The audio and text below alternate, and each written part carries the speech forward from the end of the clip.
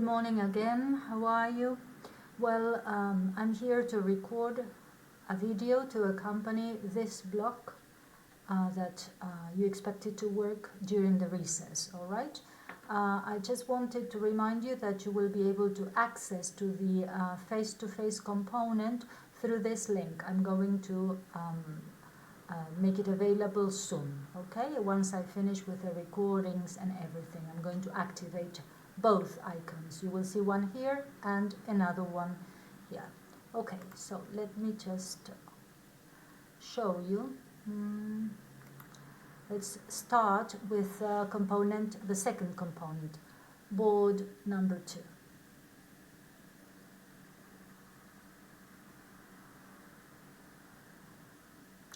We will move on to the appropriate board, and well, we are here. I'm going to just record a video here. I will not add any extra slides because I think we can work from the ones that you've already seen. So you are here in the syllabus, in the content of the unit, and the objectives for the lessons were to learn about CLIL foundations, to listen to an interesting debate on CLIL and why it is a popular approach today. This is the video you were expected to work, and to learn about the 4 C's. This is an interesting board, and every reading suggested, recommended here, is very important for you to work in depth. This means that you want to read it several times to see the new components in them. Especially I'm talking about the guide for teachers at the end of the road, but we'll talk about it more when we get there. Well, CLIL foundations. This is an article that talks about a triad describing CLIL, where we can see 2 elements we are familiar with already, content and language, and there is a third one introduced, learning skills. So this means that when we plan, we don't have to just take into account the 4 C's, but also this third component introduced in this triad, which is the learning skills. Content and language are also present in the 4 C's. In this lesson you learned about the 4 C's, all right? And you know about them from the first board as well. So what's new here? The new component is this third element at the basis of the triad, learning skills. Very, very important. When we talk about good teaching in CLIL, we also refer to the inclusion in our plans of strategies to develop learning skills. What are learning skills? Skills for learning. So, and what do we need to learn in CLIL? We need to learn content and language. So, learning skills should cater for both. How do we learn language? How do we learn vocabulary? Well, we learn vocabulary through repetition, recycling, games. So, these are things that need to be explicitly taught in the classroom, practiced and taught in the classroom. And how do we learn content? We learn content by reading from texts and understanding texts, by operating on those texts with different strategies like transferring information from a text to the form of a graph, by reading several times and knowing how to work with the unknown words in a text, by differentiating between important information and secondary information. All these things need to be planned and taught in a CLIL lesson. Well, so don't skip this. It's a very interesting article which adds this new component of the learning skills. Regarding this question, I think in most cases, I don't know what your experience was with your lesson, the lesson of your choice, but because we were looking at handouts, we really don't know or can't see how well this learning skill was developed. At least from my point of view, it doesn't come up naturally in the handouts or explicitly say rather than naturally. So we are not able to see whether this third component is really developed in the lessons you analyzed, or at least in the lesson I analyzed in my previous video. So we have to count on a good teacher planning for the development of these learning skills as she administers the lesson. That we cannot know because we haven't seen the lesson applied to a real group by a real teacher. But in today's board, we are going to, at the end of the lesson, we are going to analyze a unit from another book where you will be able to see examples of the development of learning skills. Well, we have this debate by Sue Hughes, who is also a very famous book author and pedagogue who knows a lot about CLIL, and this is the video you worked on. I have some notes that I don't want you to miss regarding this video. First of all, she would say that CLIL is basically good teaching and learning. So it's a methodology that focuses on aspects that have to do with good teaching and learning. And she would say that good language teachers basically teach with authentic material, use good language teachers in any context, not just CLIL, you see? So this is an analysis of what good language teaching means. Sorry about these pop-ups. What good language teaching implies, and she systematized some characteristics that she will say are essential to CLIL. So she talks about teaching with authentic material. You remember last year when we finished our course, one of the main topics of unit number 2 or 3 was the role of authentic material and authentic tasks as well. Well, try to link what we learn in this subject and what you learned last year, because everything is planned in a progression, the content in these subjects, okay? So she also says that good teaching is task-based, an approach you've been studying since last year. It is, there is a good progression of language. Language is very well sequenced by the teacher based on their understanding of how language is acquired, what you learned last year again in unit number 1. So language is very well sequenced. It is introduced and taught in meaningful context. And by meaningful, what we mean is, remember this please, when we talk about meaningful context, we are thinking about contexts that are meaningful to our students in 2 ways. Number 1, it's close to their world. You are working with topics that are close to the student's world and interest. And number 2, they have some prior knowledge they can resort to in order to make connections with the topic. So that's what meaningful means, okay?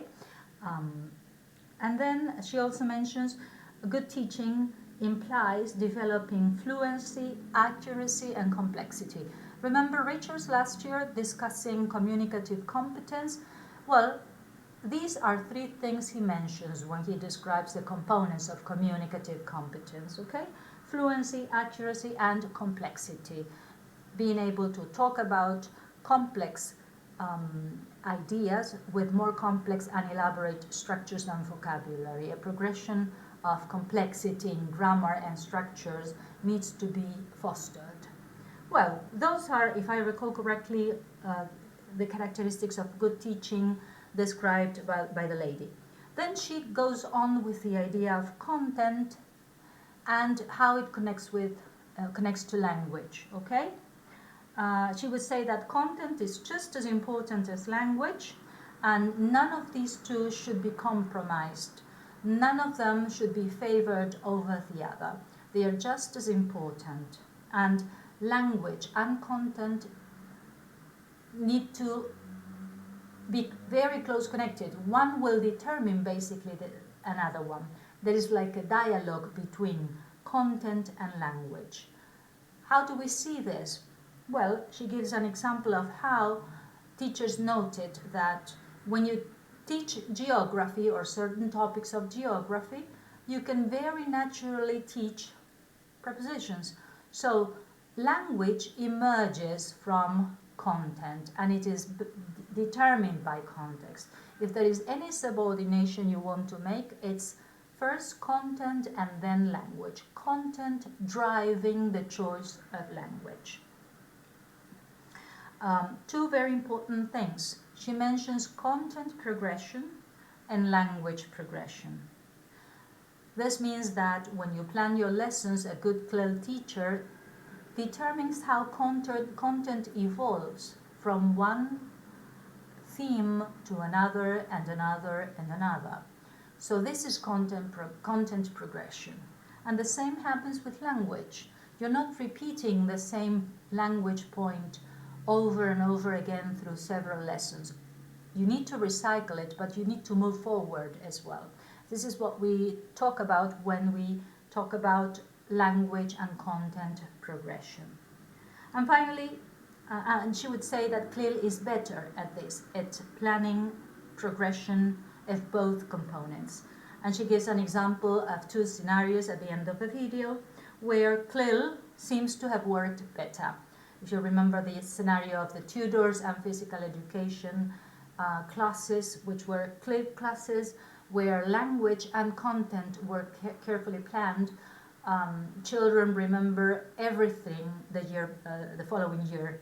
While the class you observed on content only, content being taught by English teachers to English-speaking students, they were expected to describe an experiment, I think it was, and she noticed that children didn't have the language of description.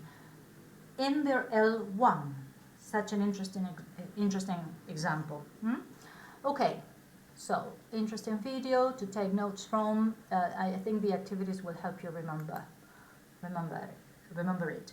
So then comes the assessing of material from this teacher's guide. This is like the practical component of the book I asked you to download and read from in the previous board. You were some guidelines for the analysis. You had some guidance here. You were given some guidance here to analyze this material and then to compare it with what you did or with the Andalusia's material. By Andalusia, I mean the material you had access through the link, okay? So, as I said before, Teacher's Guide on CLIL Methodology in Primary School, you have Volume 1 already, and this is Volume 2. Volume 2 is a practical component.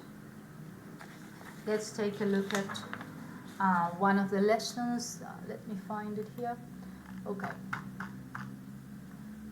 This is the the theoretical component. This is Volume 1, and this is Volume 2 that we are going to work with the first lesson. The first thing you want to notice regarding differences between this material and Andalusia's material is that Andalusia's material is a handout for students, while this one offers you an example of a CLIL lesson plan, okay? Well, let's see. Let's take a look at the first one. This is like the general plan, and here we have the sequence for the class. You see, well, there is an analysis of what the lesson will teach.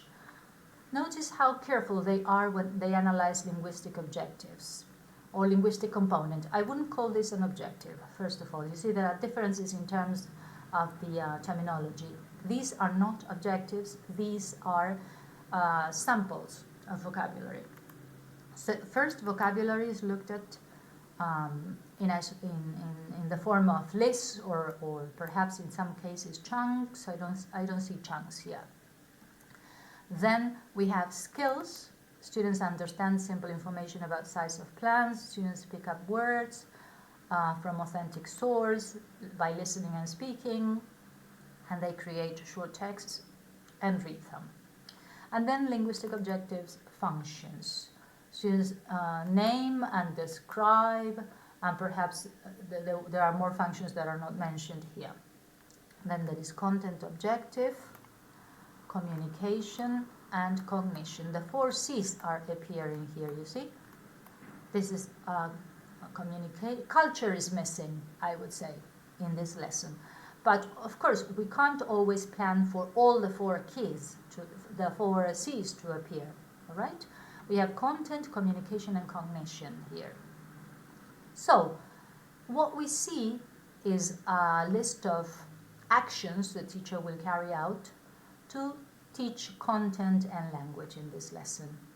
So this is a lesson plan. If we come back to the question where I ask you to compare them, you can very clearly see the strategies the teacher is going to implement to teach. And an interesting thing to see is that when we look at a lesson plan, we see teaching strategies, but we also see learning strategies that are taught. Remember the third component in the triad that you learned in this lesson? Well, we can see some examples here. Let's read it together. It's not too long. It says each group gets one set of puzzles to assemble. For additional difficulty, children get one puzzle piece and have to find other children with a puzzle. This is technique for group work. Once students have found the rest, and so what is the teacher doing? She is creating curiosity about the topic of the lesson. She is promoting group work. In a couple of lessons you will be asked to read, perhaps in this one, I can't remember exactly, a chapter by Brewster on learning strategies. And one of the sets of learning strategies you're expected to develop is social strategies. Social strategies means strategies that will teach students how to work with others. So you see group work. Those strategies are developed in group work. When the children have assembled their puzzle, they read out their plant name to the rest of the class. Teacher corrects and drills pronunciation. So some space for pronunciation is always devoted in lessons. Even if it implies drilling, don't feel afraid of doing this. What you don't have to do is a whole lesson where only things like this, like drilling pronunciation appear, or structural practice, for example. Some techniques from older methods are accepted and they are good to be applied. So then she says, for additional practice, teacher uses flashcards to elicit names of these plants in English. And she shows 6 flashcards. So she is activating, teaching key vocabulary in a very interesting way, because children usually love puzzles. They like doing that. They learn the name of the plant. Before that, yes, this is the leading section, okay? They learn the names of some plants that they are going to be describing. Next time, she says, teacher asks students to name categories of plants in their native language. Notice the use of L1, scaffolding technique. She's activating prior knowledge, strategy of content, how to learn content. She's activating prior knowledge. She is allowing for L1 to emerge naturally, because it's another source students have to learn, and then she writes them on the board in L1 and in Polish, probably the L1 equivalents of trees in Polish. We can imagine Polish as the first language. Teacher asks students to watch a video, and you have the link to the video here. Notice that we don't always ask students to watch a whole video. We usually work with segments of a video. And to work on, it says, and to identify cognition, first activity, low in the hierarchy. It's okay because we go from low to higher, more demanding cognitive skills. Teacher writes these 3 categories on the board next to the L1 words. Then teacher asks volunteers to place flashcards from Appendix 2. You have the appendix below, under the correct category, classification. We go from identifying to classifying. We begin to go up the ladder in terms of cognition. Teacher places classifying is also a cognitive skill. This means it is a learning strategy. How do we learn content? Classifying and organizing information is one way of learning content. So we see in a lesson plan we have access to all these kinds of information, to teaching strategies, to learning strategies and how they are dealt with, plus everything else, content in terms of language and subject matter, and techniques as well. Teacher places 18 flashcards face down on the desk closest to the board. Selected students come to the board, pick one flashcard, read the name of the plant. Lots of physical response to it, total physical response, an old methodology that works wonderfully with children. This is something they like doing. They like standing up, moving, touching things that the teacher brings to the classroom. They love all this. And they need it as well, because they can't stay sitting a whole hour in a row. Students read the names of the plants in each category together after the teacher. Pronunciation is practiced here, you see. Quite a lot of focus on pronunciation, and this is good. Teacher assigns 3 corners of the classroom to the 3 categories of plants. Notice the use of the whole classroom and not just the board. Students go to a corner of their choice. The teacher gives students 18 flashcards of plants randomly, trees, oaks, orange trees, apples, etc. And then they're expected to classify them.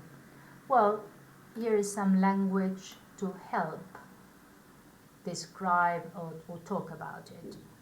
Language is always scaffolded. Here the same thing applies. Teacher chooses one plant from the board and describes it as follows. Remember scaffolding techniques? Modeling is one. She offers a model, a simple model. I like tulips. Tulips are herbs. Classification. They are small plants. Tulips are red or yellow. She's giving an example of a descriptive text. Function of language, describing. Teacher writes a sentence on the board. Teacher asks one student to come to the board, choose one picture from the board and describe it orally. Notice the emphasis on oral activities as well. Before moving on to written activities, lots of oral work is done to facilitate writing. This is left on the board to model the kind of interaction or production she is expecting from the students. It's very important to offer a model if you expect production. If you don't offer a model, and if you ask your students to produce sophisticated texts or output, your activity will fail. You always need to aim at something simple that has been modeled by you before. This is good teaching as well. Well, so far in talking about good teaching, remember the characteristics of good teaching. So far we have seen several examples of good teaching as presented by the video lady. She talks about working with authentic material, and the teacher works with authentic material, with a video, with pictures. She talks about task-based learning. So far, most of the activities are task-based. Classifying, putting together solving a puzzle, matching words with their pictures. All of them are examples of tasks, simple ones, and it's okay because they are children. Language seems to be sequenced so far. There's a meaningful context for all of the activities. And she's trying to develop fluency as well as accuracy. Fluency and accuracy are very important. She goes from oral to written activities. Well, in Pierce, students do a worksheet, Appendix 4. You can look at it after the video finishes. And they have to write short sentences about a plant from. This is something I don't usually agree with. I don't like to see an instruction like this, to write sentences. I prefer to think of the productions in terms of discourse. What are they going to write? They're going to write a description of a plant, description, so at least to mention the genre, you see, rather than just a list of sentences, because what they produce in this activity is a text, a descriptive text, very much like this one, the one that they have practiced orally. But they write a paragraph or a descriptive text that will act as a model for the final production they are planning for this lesson, which is a flip book, I think. Well, activity number 3, the teacher tells the students they are going to make a flip book here. This is an interesting book for you to look at the variety of final outcomes you can consider when you plan. You tend to rely too much on poster production. There are many other things children can do other than just posters. So please, this material is wonderful. Read it. Look at the examples of final outcomes each lesson brings. They are very interesting. Look at how the lessons are planned. They are simple, based on authentic material in most cases. There's a good balance between oral production and written production, reading and listening as well. In this lesson, the main macro skill worked here is listening to a video. So this is worth working on. This is material I left before the holidays just for you to have when you were planning. Well, then here it says, students start preparing their flipbook together in a Word document first. Notice they are working on also digital skills. They need to work they learn to work collaboratively with a document, and then they have this site on the internet where they can develop flipping books. Well, in pairs, collaborative work, students type their texts, which they save online. You see the texts they were working on, they were the basis of the final outcome. So this could have been introduced like that. You're going to begin to write your flip book, already discussing or naming the object they're going to produce, and for that you need to write a descriptive paragraph on one of the plants. So these children finish their typing, and the typing of the text they have to produce has been modeled already, orally. Well, there is a suggestion for fast finishers, and that's it. Here is the material, these are the puzzles, you see, to begin with the lesson, and after this comes the worksheets, I think.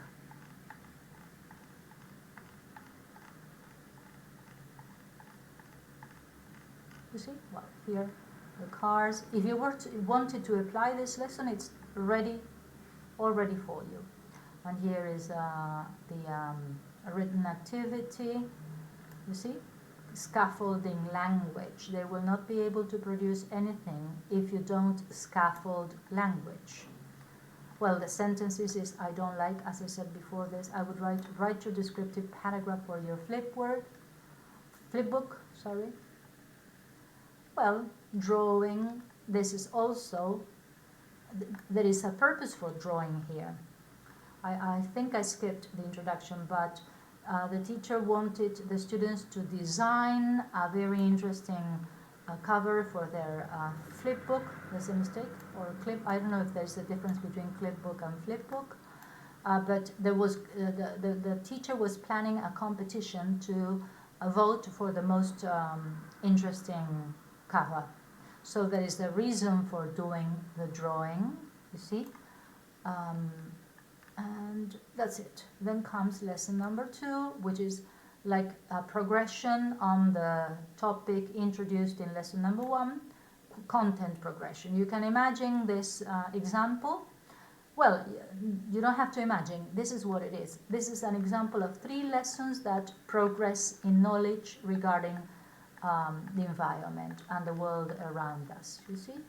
And then after this 3 lessons, the topic is changed, the The theme is change, and they offer you an example on, let me see, well, I think this is lovely material. You should really look at it carefully, because lots of ideas are given which are quite applicable.